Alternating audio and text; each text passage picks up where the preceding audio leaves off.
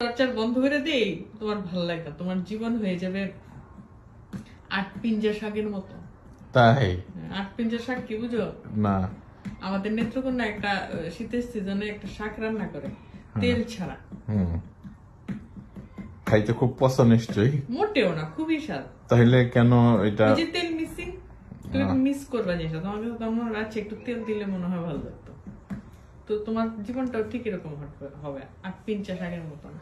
তার মানে তুমি টর্চার করো, এটা আমার জন্য মধুর। আমি টর্চার করি না। অবশ্যই তুমি আমার টর্চার করো। মাসু, তুমি এটা খুবই এনজয় করো।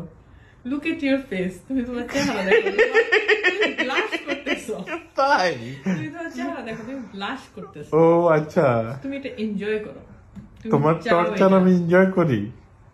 আল্লাহ গো, যা কইলা।